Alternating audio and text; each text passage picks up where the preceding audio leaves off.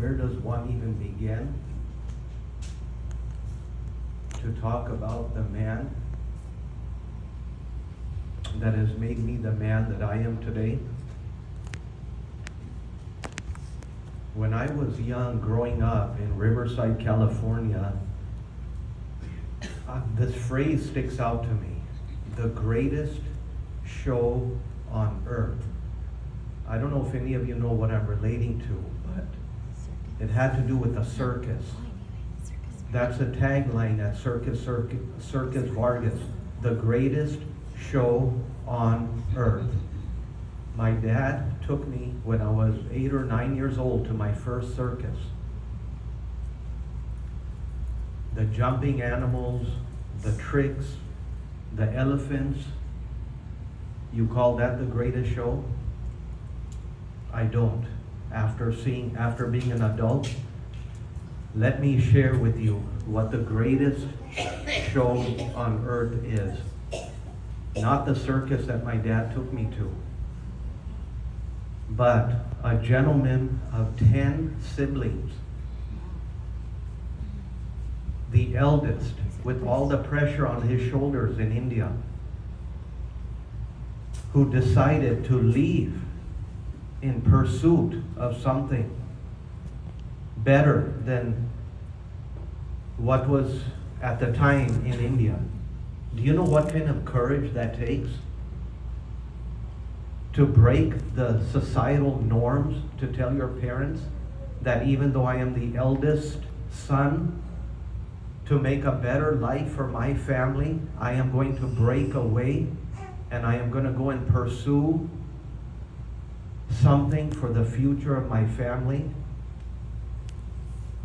And then to come to a foreign country. He shared a story with me that when he was working in Hong Kong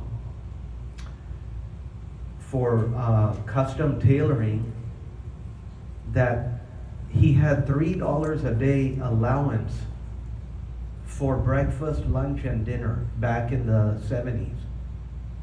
$3 a day had to last him 3 meals. Now I get it, that was back in the 70s, but still, he made it through that. Then he comes to America, and today,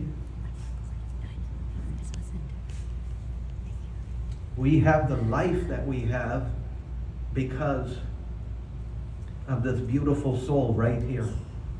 Our family, our bond, our love, our business that has grown, the foundation because of this gentleman, because of this beautiful soul. That's what I call the greatest show on earth. Not the circus that I went to. For someone to have those kind of guts, and it took guts, believe me, to leave 9 siblings and your parents to say, I'm going to leave. That is one memory that I wanted to share with all of you, because none of us would be here if it wasn't for my dad's boldness to do that and give us the life that he has given us.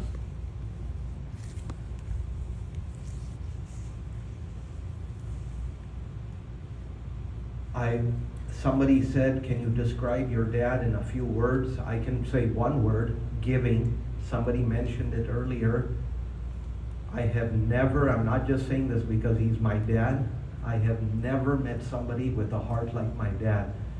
Some of you are familiar with the Hare Krishna temple in Los Angeles, ISKCON. The main Pandit from there back in 1996, his name is Ram Parashar. He would have been here today, but he is actually in Vrindavan right now. And he was very sad when he heard about Dad's situation. A few days ago, I had a very long conversation with me, and he reminded me of some things that I want to share with each and every one of you.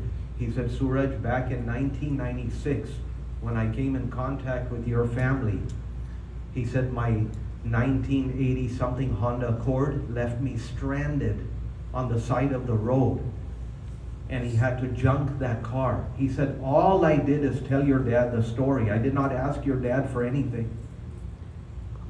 He said 1 week later, your dad handed me your Lincoln Town Car that wasn't even a few years old. They did. He reminded me things that I forgot. He said, your dad gave me a luxury car to a pundit. He said, I'm the only saint driving along in this fancy car looking like I'm some hotshot. He said, your dad was the first one in LA to break he took walls down in the house and made a Hare Krishna mandir in our house. He said, your dad was the first one that took being a vegetarian so seriously that he made the entire family vegetarian. He said, every time I called your dad when I was short on funds to feed my own family, he would just give me a check and say, go, fill it in. All these things that I didn't know, I'm sharing with you because I found out in the last week from Ram Parashar.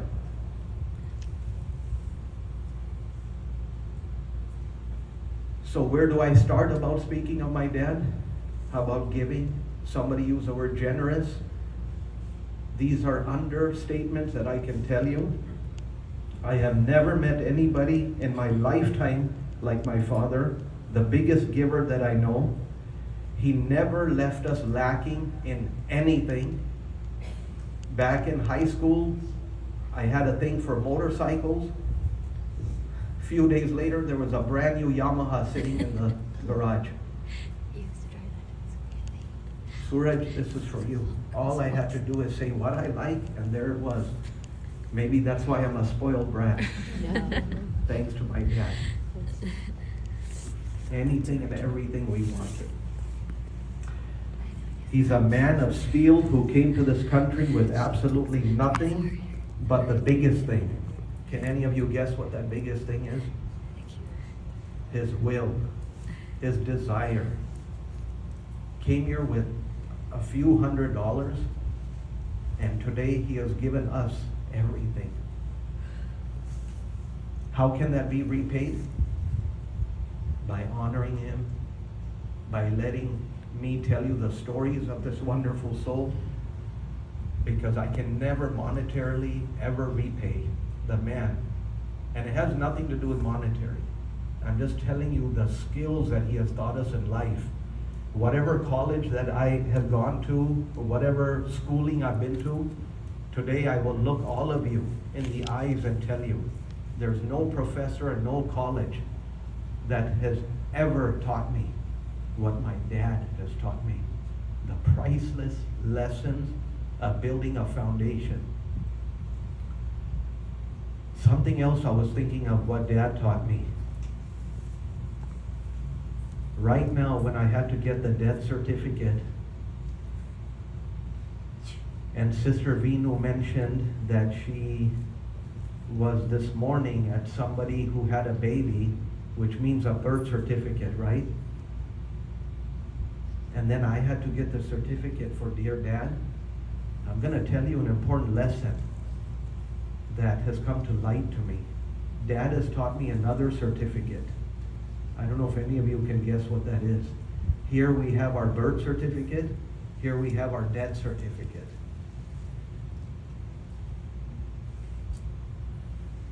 Dad has taught me this lesson of the most important certificate between the two. I'm going to call it the certificate of participation. Because that's what my father did. He participated in every single thing that you would ask him to. You've heard about how much he loved dancing. What man in his 80s, and God bless, I hope people will do this, but he could move like nobody I have ever seen. You turn on some Hindi music, any music, my dad would dance to it. And anything he did it with his heart. Even in business, he told me, he said, Suraj, never ever cut corners. That would drive him crazy if I would come home and tell him that I found a way to do this or something in a shorter way. He did not like that. He said, Suraj, do not cut corners. You're not going to grow the business like that. And he would actually get upset with me and say, he was a man of such integrity, such precision. 8 years ago, I thought we lost my dad. He went to India, to Chennai.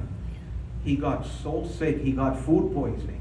But this was even beyond. It became to the point where he went to ICU, 2 weeks in the hospital. My auntie called me. She said, Suraj, your family better start coming here. It's not looking good. But guess what? Dad fought it. He knew it wasn't his time, and he was a fighter. Then guess when again this happened? December of last year. Dad was in ICU for quite some time. He was even on a ventilator, ladies and gentlemen. He had suffered a heart attack. But guess what? He even came out of that. Now, what does that have to do with Dad being a man of precision? Only he knew when he wants to go. He left this world on August 3rd at the age of 83 without being in a hospital, without being a burden to anybody, without being tied to any tubes, without anything. And he's gone peacefully in his sleep. That to me shows me that Dad does everything on his terms. Even when he was here, that to me, right, that revelation came to me, that Dad does everything, including leaving this world, on his terms. And you know a man has left a legacy when his teachings are going to carry on through his family. That's when you know you've lived a life. When you do the same things your dad does, when you just your thinking. You know, sometimes we look at our parents and we say, really, how could he think like that? How can he do that? And today, I'm telling you, I am proud to be called Veal Motumo Chugani's son, and I'm going to live in his legacy, because that's when you know. That's when you know. He wasn't just a father. He was my guru. He was a teacher.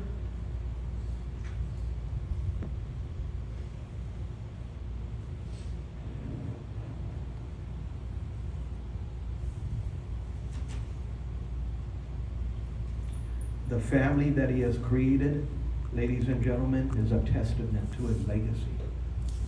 There's no words I can ever tell you what Dad meant to us, what he does mean to us. This family that you see, from my beautiful, amazing, my brother, Sunil, my sister, Kancha, my beautiful sister-in-law, Anjal, my nephews, Krishna, Neil, my amazing son, Rohan, Sonali. I can sit here and speak 3 days about my beautiful wife, Anjali. But we didn't order enough barshad for 3 days, so I'm going to wrap this up by saying, this family that Dad has given me, thank you, Dad. And Neil, I didn't forget you. My family in India, Dad's family, we're going to carry this on. We're going to bring you so much honor and love. Thank you, because if it wasn't for you to take that bold step to coming to America, my beautiful family, we wouldn't be here. And that, ladies and gentlemen, is the greatest show on earth. Thank you. Thank you so much. And as my grandfather would say, he would always, whenever he'd want a drink, he'd say, you and your young legs, go get me a drink. So if any of the young legs can get anyone more water, once again, just keep, I want to make sure everyone's comfortable, because I just want to keep sharing more stories about my grandfather while we have the time to do just that. And I want to take a quick moment to talk about this word duality. The duality of death. But duality to mean that two things can be true at once. Like take this chair, for example. It is both a white chair and a plastic chair. There are two things that are true. And so with death, this is the closest death that I've experienced. I've experienced aunties and uncles I have some senior citizen friends in their 70s, and unfortunately, like, we've lost some of them. But I didn't ever live with them. I didn't spend time. So this was the closest, death to hit me, because I was thinking about it. I had probably seen my grandfather over 1,000 times. And to lose someone that you've seen over 1,000 times, you've seen their face over 1,000 times, that really starts to hit you. But back to that word duality that I was saying, so half of the death and the grieving process is very, very sad. My grandfather's gone. He can't teach me anymore. That's half of it. But then the other part of this duality that also exists is it's a fuel to use it towards something. And that's what my grandfather would share with me when he was alive, was that a version of that fuel was what he used to create the wonderful life that he created in America, was that fuel of, I want to do right for my family, I want to do better for my family. And that's really helped me kind of get through this, that there's half that's naturally sad, but there's this other half where it's like, hey, I can use my grandfather's teachings and kind of chart the next step, because he used his 83 years on this earth to cover so much ground to get here, right? He started in a small village in India called Uttarakhand, or long for Uti. So he started in Uti, and he made his way to California, the fourth or fifth largest economy in the world. And he used his 83 years as efficiently as possible. So while it's very sad, that's a real part of it, there's also that other half where it's like, you know what, we can do right for him and by him. And it's like a passing of the torch. And I think that's helped me, because I'm not going to act like this is not sad. This is real, and this is sad. But there's also the other side of it. And I just wanted to share that dualistic nature. So thanks for letting me share that. And I would like to now call my chachu Sunil Chugani, the second son of my amazing grandfather.